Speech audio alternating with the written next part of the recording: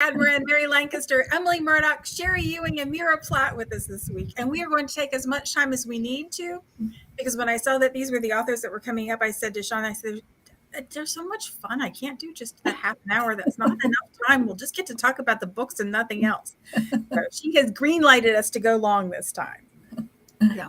Ladies, thanks so much for taking the time to join us. I really appreciate it. Oh, pleasure. You're welcome. Thank you. Oh, it's a pleasure. So we have releases all week this week, and the first one is Mary Lancaster's book, which is Deserted, and it's book 3 in the Duel series. And I love the cover of this one. It's just so lovely. This whole series is just so lovely.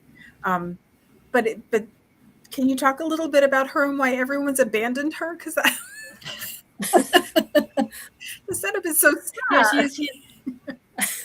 Yeah, it is a bit sad, but she bears up well. She's the heroine is her name is Sophia, and she was once engaged to Giles, who was the hero of book 1, who in fact shot the Duke in the duel. And Sophia's been helping him, but he's in fact in love with somebody else. So she's not engaged to him anymore. He's gone off with the Duchess, but Sophia, the companion of the Duchess, so it's all a bit tangled up. But then the Duchess abandons her too. She goes off with her man, and poor Sophia's left behind. And then, worst of all, she gets to meet this Earl, the Lord Frostbrook, who is he was the Duke's second in the duel.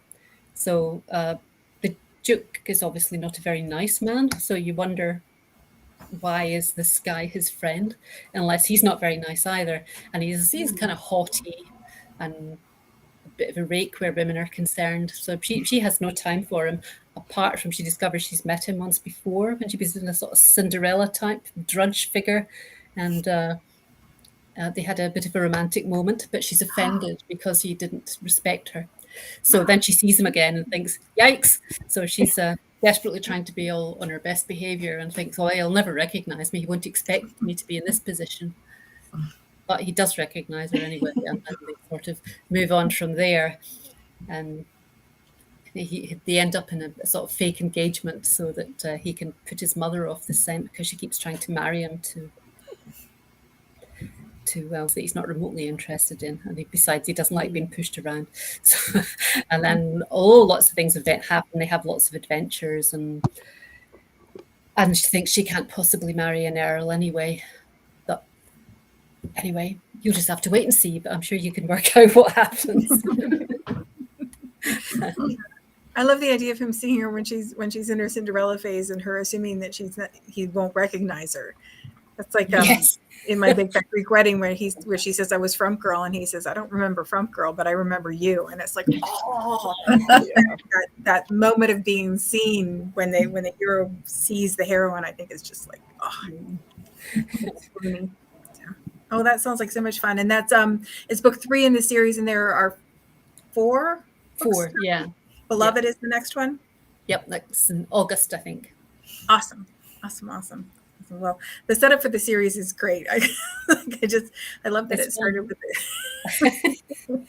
with him shooting her husband, and then she falls in love with him. So all kinds of things can happen in this series. Yeah, it's great fun. I had a blast with it. So the next book that we have that releases this week is Sherry's book, which is her first Dragonblade book, and it's To Claim a Lion's Heart, and it's a Lion's Den book. So I love Lion's Den books, and I love the interconnected world. Sherry, can you tell us a little bit about your book? Yeah, I had a lot of fun writing the story, and I was thrilled when I was asked to write in the Lion's Den world. My heroine she had a brief appearance in another of my Regency novellas. And so she was this wicked widow, and she has a terrible reputation, although she was born in society, but she married beneath her, and she just has this horrific start in life, and she just becomes part of this wicked widows club.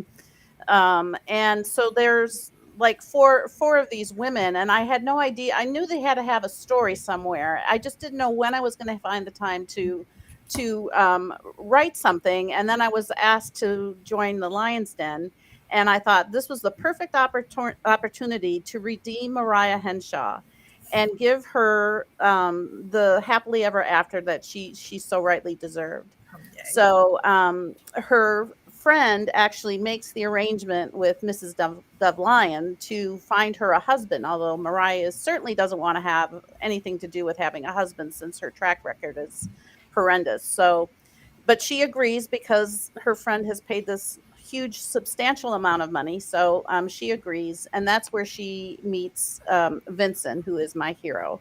And Vincent just flowed onto the pages. He just I just love when a story and when characters just leap onto the page, and he was so effortless. But again, he's a marquis. He knows his responsibilities in life, that he's one day going to come into the title of a duke, and when he meets Mariah, he just wants to get her back into her rightful place. So I have brand new friends. His friends are all brand new characters. I've signed up for a couple more stories so that I can eventually redeem these other women as well, and have them all have their happily ever after. But I had a blast writing the story. It was a lot of fun.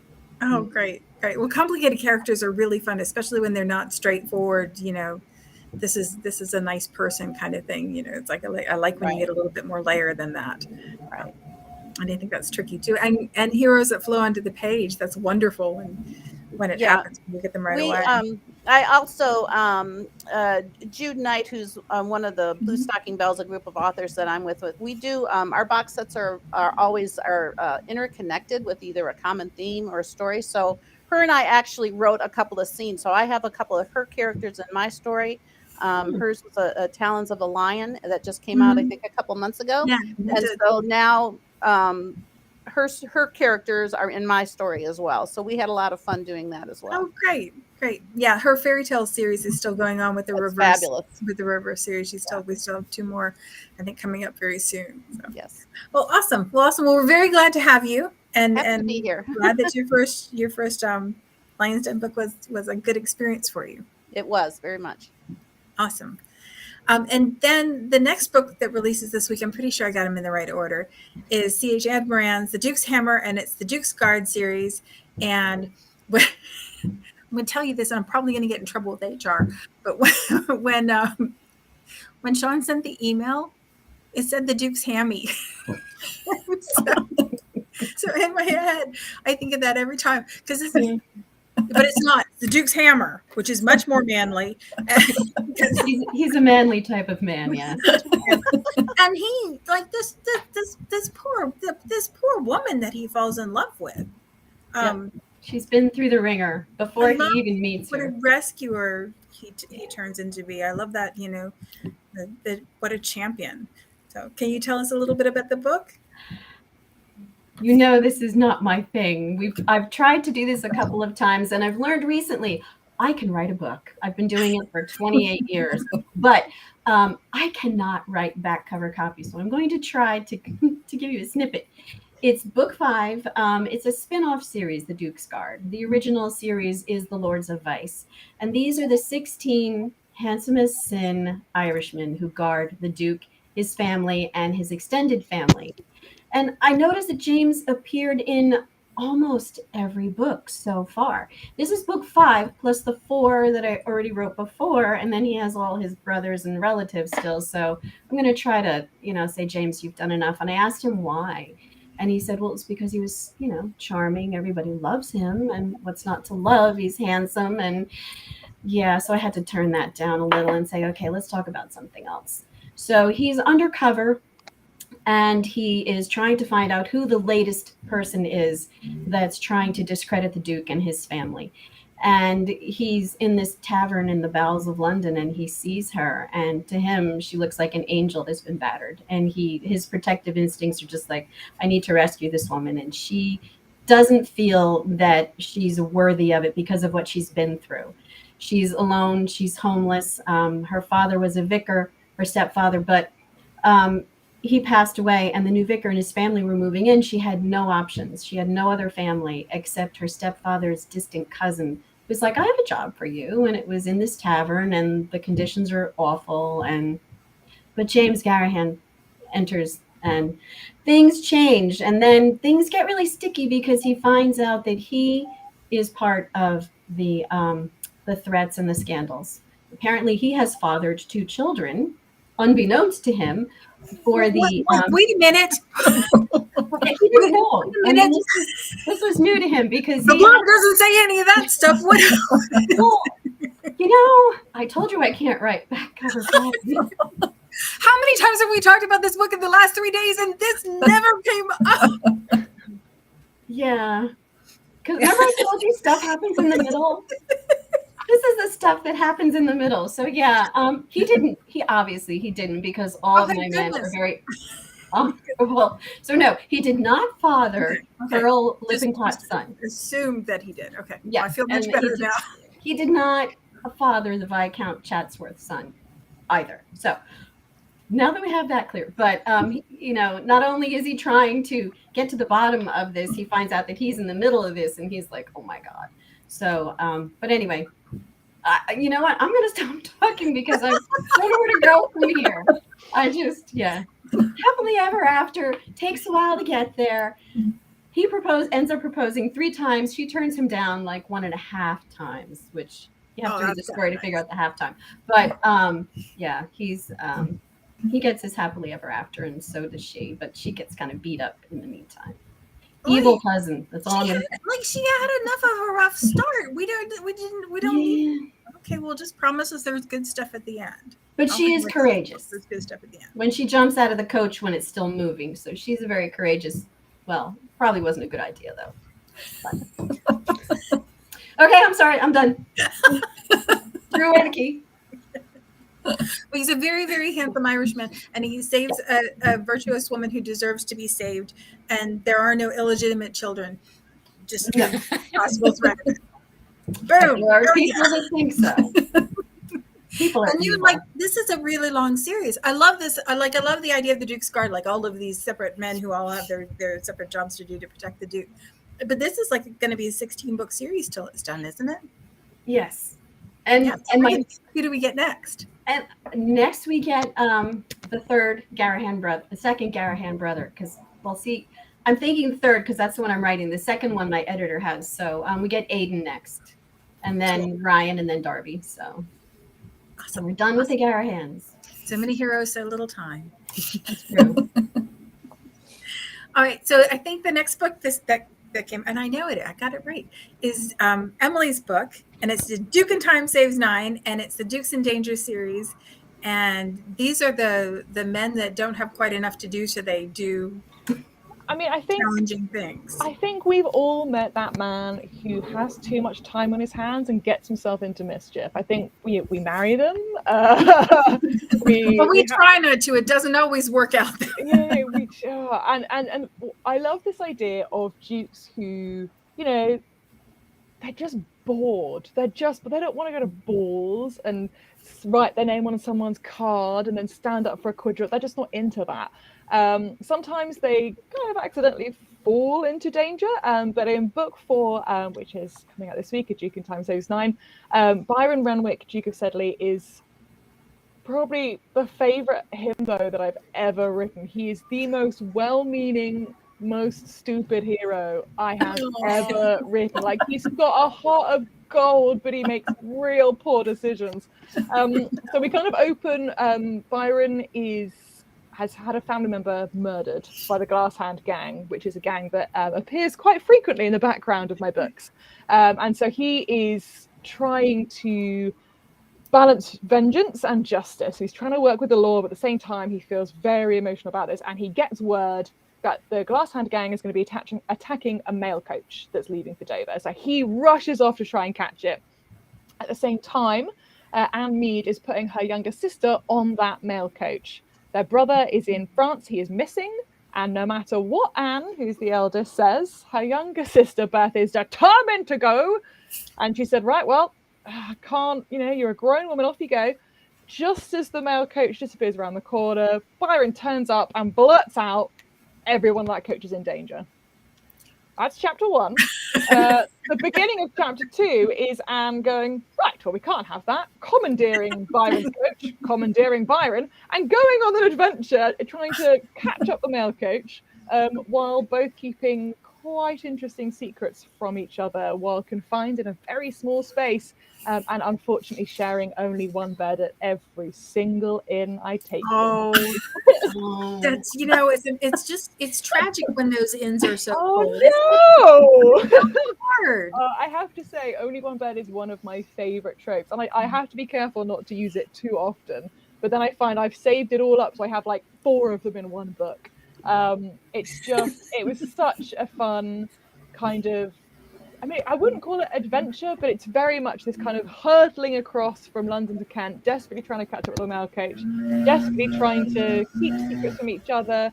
And you know, they're worried about Beth, who, bless her, is now in this male coach that is going to be attacked in 2 days' time, and they've got to get there and save her and the other 8 people in the male coach. So it's, you know, 9 lives hanging in the balance, but also hilarious flirtation from Anne, who is very dismissive of anyone who doesn't quite meet her caliber of intelligence, and poor old Byron, who is I imagine he falls a smidge short. desperate to please in about 5 minutes, and for a good chunk of the book, completely unable to. Bless him. Well, that sounds like so much fun. And the next book of that series is up on pre-order now too. So It is on pre-order, and it's Beth's story. So it's not Beth's story in the coach, but it's what happens when Beth finally gets to France, and decides that she's going to find her brother no matter what. Which again is a lot of fun to write. I really like the little Mead family. It's kind of like a kind of duo within the larger 12-book series, and they are very opinionated, very well born. Genteel poverty has kind of struck them a little bit. So they're very refined, and desperate to preserve the distinction of rank, but very unable to do so, unfortunately. it sounds like so much fun, and the whole series has been so much fun. So I've had a lot of fun. I gave myself a challenge of what is the most ridiculous meet cutes that I could have in chapter 1 for every book. So I have, you know, heroes getting knocked out in a boxing ring because he's been distracted by the heroine. I've got heroines marching into men's offices and demanding that they teach her everything they know, which is taken rather differently than maybe she was intended. I wanted to kind of get my hero and heroine on the page really, really quickly, but in a way that is just ridiculous. And everything kind of goes from there. yeah, well, it sounds like so much fun. yeah. So we also have a Saturday release this week, which is unusual for us, but it's a much anticipated book in a brand new series by Meara Platt. So it is the Moonstone Marquess, and it's the Moonstone Landing series. And Meara, can you tell us a little bit about this one? Oh yeah, I have been so eager for it to come out already. So finally, when I wrote this hero, Cormac, he's the Marquis. He is a tiger by the tail. That guy is flaming hot. He could, I mean, literally, fire was coming out of my fingers as I wrote this guy. And, you know, I couldn't control him. He's just wonderful. He's just. Oh, those are the fun ones. Yes. And his heroine, Phoebe, she can match him, you know, chapter for chapter. She's just wonderful also. Like, as wild as he is, she is just strong and just knows how to, you know, he falls in love with her. He's completely in love with her, which is a good thing, because otherwise he's such an arrogant ass, and you really want to sometimes just hit him in the, you know, back of the head and just behave yourself. But no, but he does behave himself, because that's my rule. My heroes, once they meet the heroine, all of their bad behavior is in the past. They are no longer, you know, they no longer chase women. They no longer entertain their bad habits, and they're looking to reform. And he's very much in need of reforming, but he knows it, and he's this whole series, the Moonstone Landing series, or these big books, are really about wounded heroes, men who come back from the war and their spirits are broken. There's something broken in them, and they're just looking for just to regain their footing, look for the solace and whatever. And Cormac is particularly difficult because he was a rake and arrogant and wealthy, never a bad guy, but just, he enjoyed himself. And but coming back from war, he's shot in the arm, wounded.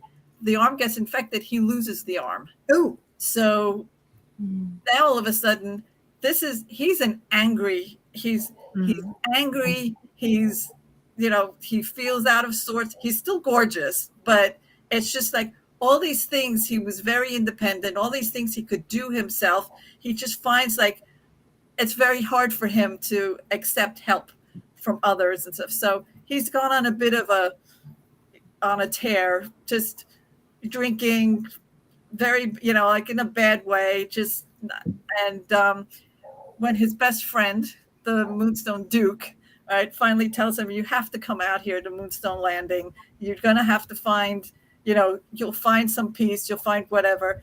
And in the meantime, he's known about Phoebe. He's never met her. Cormac has never met her, but he's heard about her from his friend, the Duke, because the Duke is married to Phoebe's older sister. And they would joke about, to him about, oh no, she can tame you. She's the one who can do it. And it's kind of built up in him. And he's kind of felt now, after a couple of years, he felt that now he's ready to go to Moonstone Landing and he wants to meet Phoebe. Oh, so he's choosing this. Yes, he's choosing it, and he's putting a lot of hopes into making it work with Phoebe, because he feels that, he knows that he can't go on this path that he's been on. And he kind of wants to reform, but he's not really reformed yet. And so he comes to Moonstone Landing. He's bought a house. He's filled it with his no account, high society friends. And he's drunk and not paying attention to anything. And his brother, unbeknownst to Cormac, has sent his little nieces to visit him for the summer, thinking that, they're going to help too. Yeah, he's turned over a new leaf, of course. Yeah, it's because he's trying to turn over the new leaf. This is, and he loves his little girls. Well, he can't have them in the house with his friends. And his neighbor happens to be Phoebe, next door at Moonstone Cottage. Well, he's drunk. His friends have been partying all night, and the nieces were delivered to her because the coachman wasn't going to drop them off in that brothel, right? So she's like settled, and she comes tearing over, and he's just like, he's a totally out of it, but completely disheveled and stuff. But as soon as she says she's Phoebe, he's like, he's just listening to her go off on him. How could you be so? You're vile. You reek. You're da. And he's like, oh, he kisses her, and she says, "Wait a minute, what's wrong with you? What is, what have you to say for yourself?" And he looks at her and he says, "Will you marry me?" So he's just like, you want to like smack him across the head, for being adult, but you also know that he's got the right. He's going to get it right. He will get it right. And so the story is really about them, just him coming to terms with the way with this injury that he has now, this wound, this arm. It's not going to get better. Not going to grow back. So he's got to just get himself calmed down and into a simple man. So this is really the story of their journey and how he does, they will have their happy ending, but all the things that come back to bite him in the rear end because he has been a bad boy and in the past, and getting Phoebe to trust him. So So anyway, I love Here this. was I've written a lot of books. I've written almost 60 books, and I have to say, he got my heart. He really got my heart. So Yeah. with that, and then you know that this first one, the Moonstone Duke, has done very nicely. So we're actually, I was writing another series for Dragonblade, and then Catherine said, we would like more Moonstone Landing, please. Yes. So we are going to do more. I am going to put aside this other series, and we're going to do more Moonstone Landing books. Yeah, we would like more Moonstone Landing, please. And we've got the Moonstone Major is the next one. Is that right? Yes. And that one's, So those, the Moonstone Duke, the Moonstone Marquis, and the Moonstone Major, they're all written. They're just they've been waiting in queue just to get released. So now I'm going to do a 3 more in the series for so, and hopefully, hopefully we'll have some more idiot heroes that we can reform. I love them when they get hit hard. Like when they're not when they think they can outrun the love, and it's just like no. And I love when they get hit hard. That's no, and it's good. And the thing that I love about Cormac is that he's ready. He wants to be in love, but he's not ready. He's not ready. He's trying, but he's got some work to do. Oh, well, it sounds like so much fun, and I'm glad we're expanding the series because it has been received really well, and it's a lot of fun. So awesome. Well, so when we were waiting to start recording, CH and I were talking about hot flashes and Henry Cavill, and I'm not sure that either of those are necessarily appropriate for recording. But I wondered if we could talk a little bit, since Emily, you mentioned that only one bed is your favorite trope. And Catherine's doing a trope workshop coming up. So I know we've all been thinking about tropes a lot more than maybe, well, I don't know, maybe not more than we normally do, because I think we think about it quite a bit.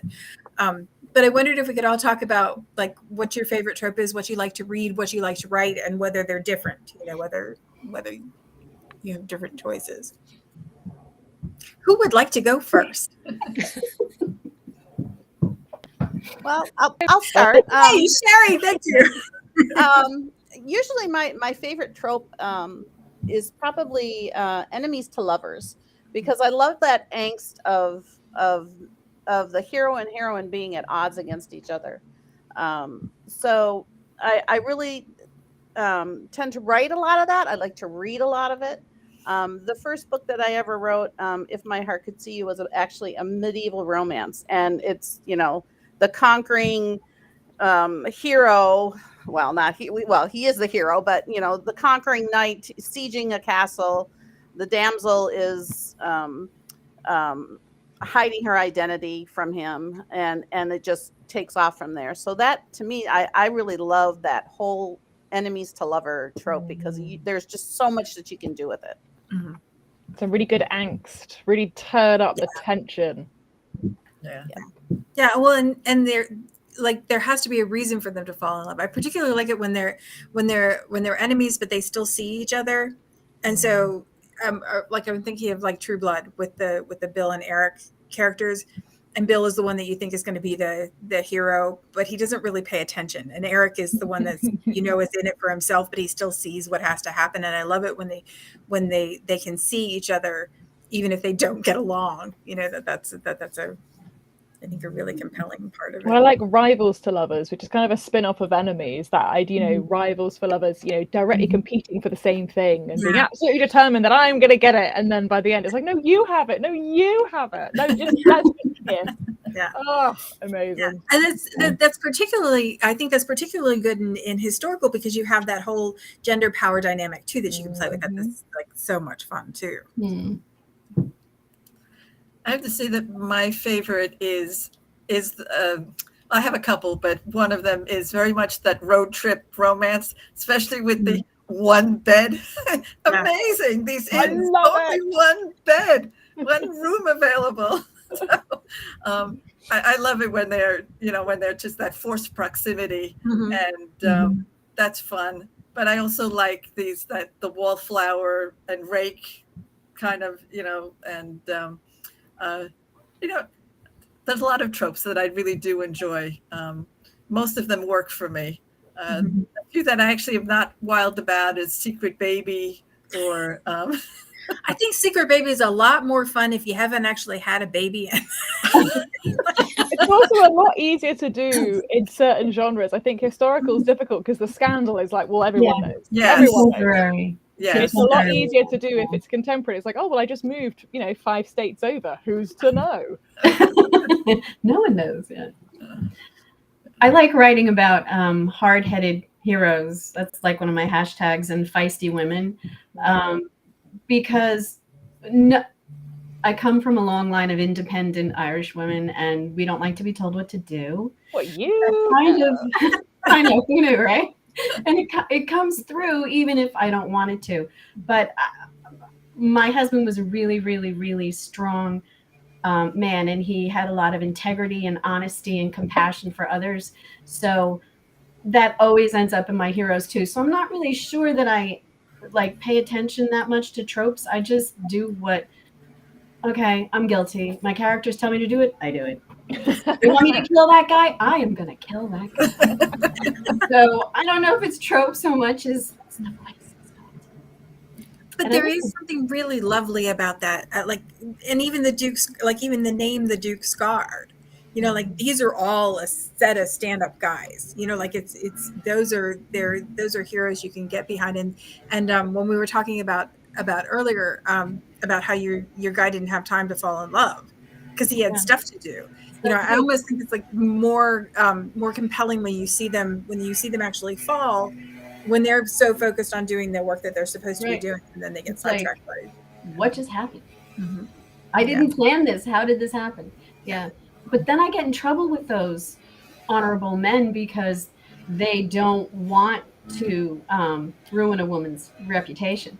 So I'm like, I'm in book 5, and there's only one out of those 5 guys that actually got to be with a woman that they're going to end up with before they got married. So I'm like, I don't want to be too predictable. You know what I mean? So I'm like, what the heck am I going to do now? So that's my next problem, because I don't want it to be all the same, but it's different reasons, but still our reader's going to say, oh my God, I have to wait so long till they get in bed. And okay, here's my suggestion for that. Get a 6-sided dice or die, roll it, and whatever number you get, that's the chapter they have to make love in. And then you bring it right to the front, and then have all the emotional entanglement afterwards.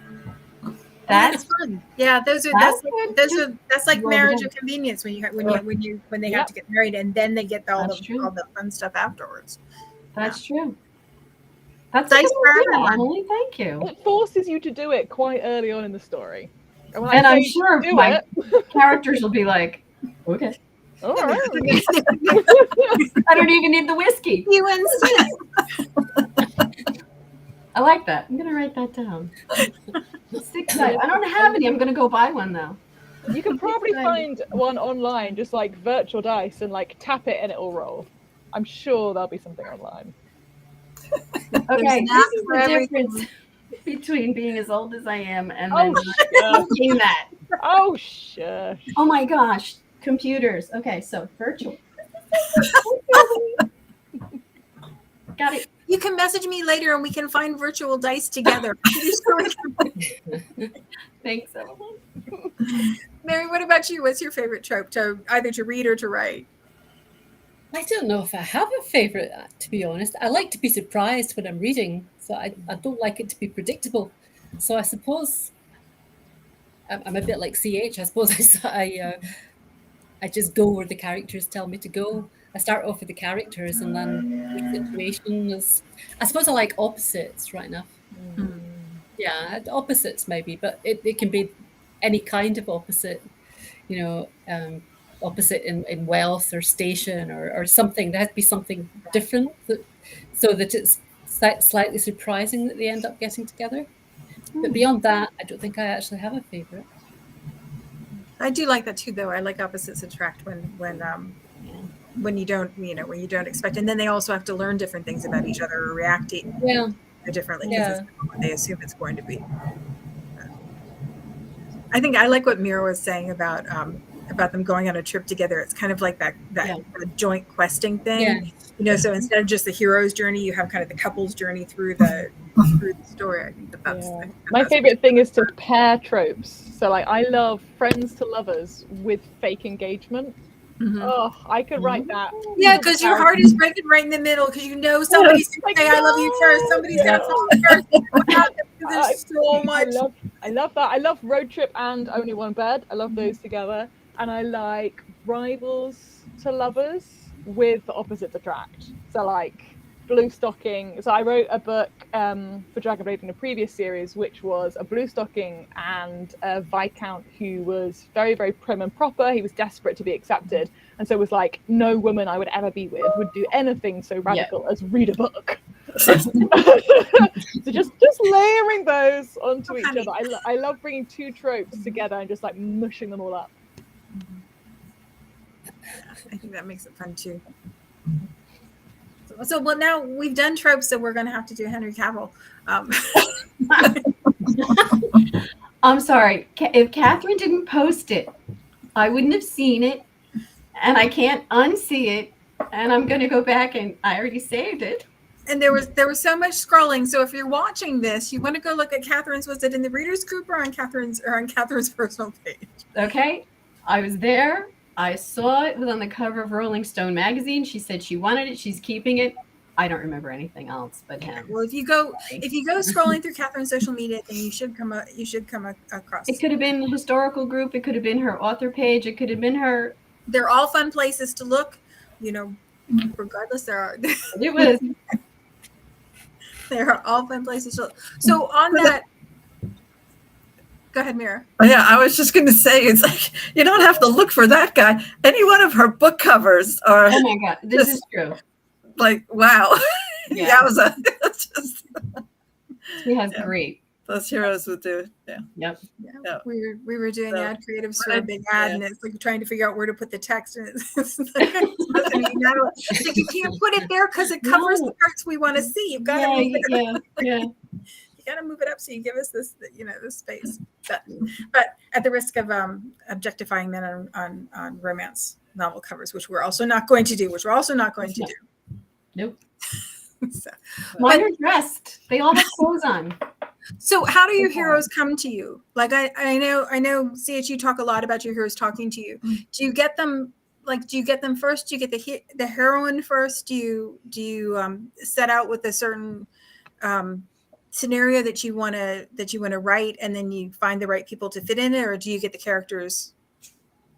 Well, for this series, I knew that they were all related. There's 8 O'Malleys, 4 Garahans, 4 Flahertys, and they're family names, so I kind of pull on the family too. But once I have their name, then and I know the basic, they all look alike. They're all the dark-haired, dark-eyed, and then the Flahertys are all the auburn-haired, blue-eyed, like my grandfather's family. And then once I have that image in my head, and I have the name, and I know there's basic characteristics that I really want them to have. And there's probably some readers going to be like, why don't you ever write about this creepy guy who does blah, blah, blah, or whatever? Because, it's nice to be able to redeem somebody. I have a really hard time with that because I'm like, oh, I don't like him, so I can't write about him. So I really do have like an image in my mind, and yeah, it might get boring though after a while. So I may have to, I have to rethink, because you don't want to be predictable. But there are some basic characteristics that are always going to be there. But as soon as I have their name, they're like, hey, here I am. I'm like, okay, let's go.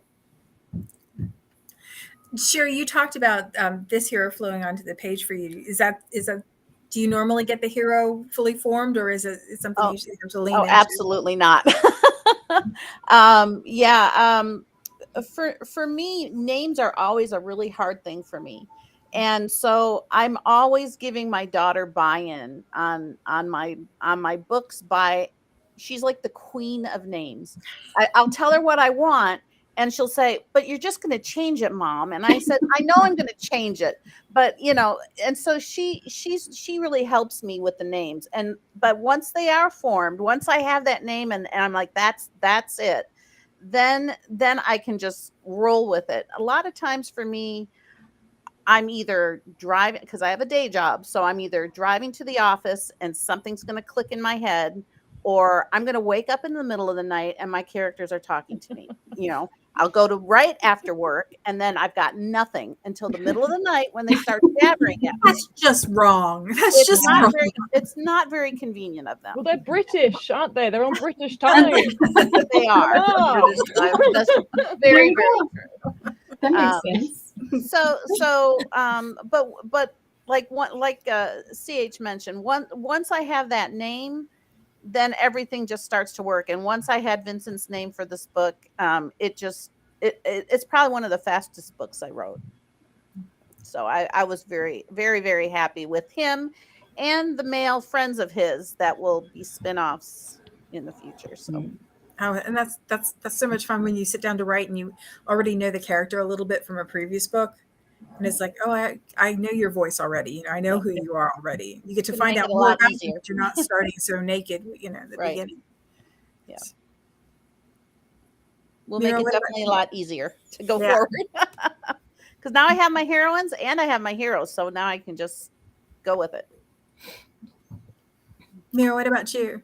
Yeah, I'm very character driven. So I have to form the characters first, and they become very vivid in my head. And you know, of course I have the Farthingale family, I have the Braden family, I have, you know, so there's certain, and so the Farthingales are primarily the female heroines, and so you know that they're going to be fairly traditional, very innocent when it comes to men, not dumb, but you know, they just don't know men, and they have a penchant for getting into trouble, and their heroes are going to be very alpha, very protective, and these girls are going to run them ragged with the, you know, getting into one thing or another. But very much, and my characters do talk to me before I even sit down to write the book.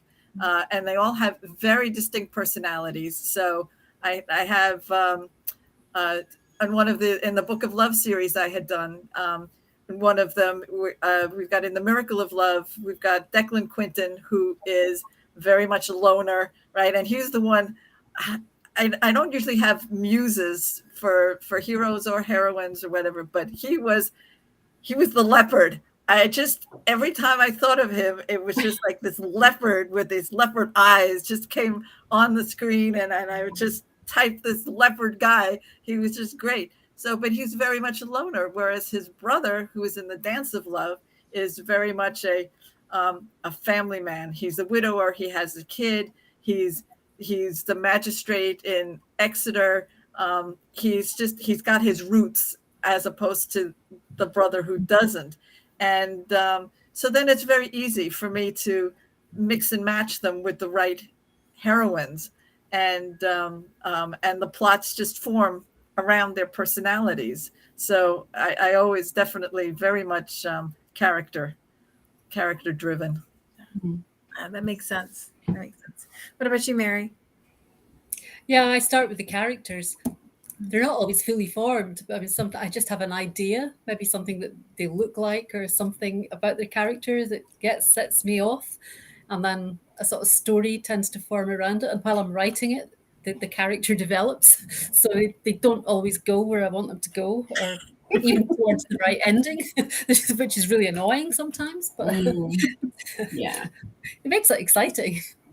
I think people assume, though, that because you're writing the book, you know what's going to happen. And that you also have control over how it goes. But there's nothing worse than when you get to that point where you know that where you're trying to force things to go is not the place they have to go. Because, like, for me, it just comes like we're done. That's it. I'm just going to sit there and I'm going to keep looking at the screen because nothing is going to work the way it's supposed to work because I'm trying to go this way and they want to go this way.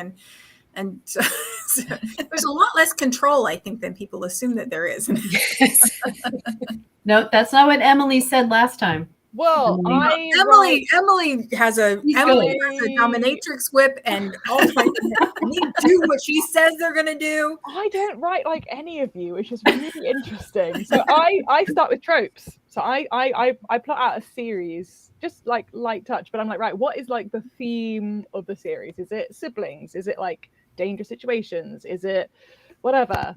And then I think of titles of the books. And then I think about how each heroine or hero can be connected to the previous one. So, like, is it a sibling, neighbor, cousin, enemy? To make sure that you see, you know, I'm drawing my lovely readers through the whole series. Then I'm like, right, tropes, and I try to pick at least 2, maybe 3 tropes per book. I think about the meet cute. And then I'm like, okay, I need names. And I just go to a baby name website and I just slot in a bunch of names. And then I'm like, oh, I can't have George and John in consecutive books. That's 2 similar sounding names. Then I can't have Arthur and Arnold because that's 2 A's. And if I've got, you know, 4 titles that all begin with B, that can't work. So I try and like mishmash that around. And then I'm like, right, okay, so if I've got this title with these 3 tropes, with this meet cute, with characters with these names, what is my like 1-line sentence for this book?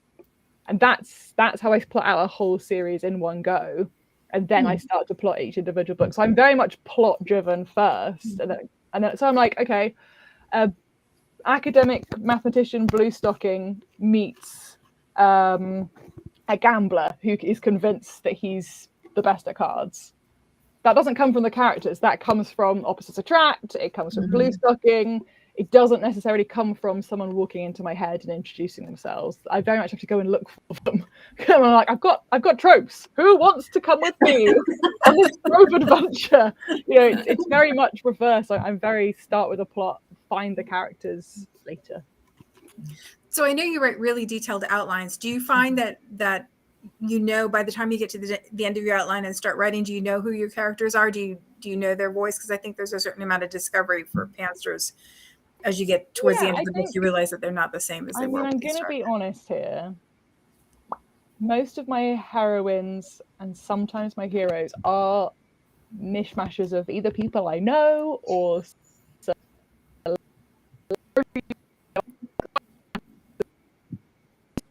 with the that's not weird.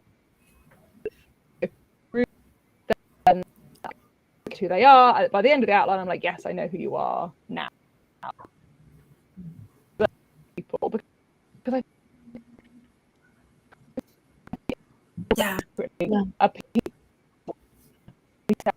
Yes. Watching people going, oh, I would never have reacted like that. That's interesting. I'll remember that for later. Yeah. I can't be the only one. Please speak up. No, I agree. Yeah. There's a lot in my family. I have a very large family, and it is very convenient for me. Yes, exactly. Well, ladies, it was a delight to talk to you this time. I appreciate you taking the extra time for us so that we had some time to talk afterwards, since we are the Brady Bunch this week. Can I be Jan? Sorry. Yes, as long as I don't have to be Marcia, you can be Jan. Marsha. I don't want to be Marcia or Alice. I'll be Peter or Bobby. Okay. But it was such a delight to talk to you. I'm really excited about the books. Every week there are a whole new slew of books that I want to read, and the beautiful part about it is that they're all in Kindle Unlimited, and so you can read from one to the other without having to make a choice about whether you want to purchase, because you can just read with your subscription and keep going and going and going.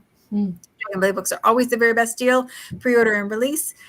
So grab them right away, and I'll make sure I pop the links in the comments. So if you haven't gotten yours yet, you can go ahead and grab them. And ladies, thanks again for taking the time. Go look for the Henry Cavill poster. Haven't seen it already. Thanks. It was fun. Thank you. It was nice Thanks to for see taking the everybody. time. Thank you.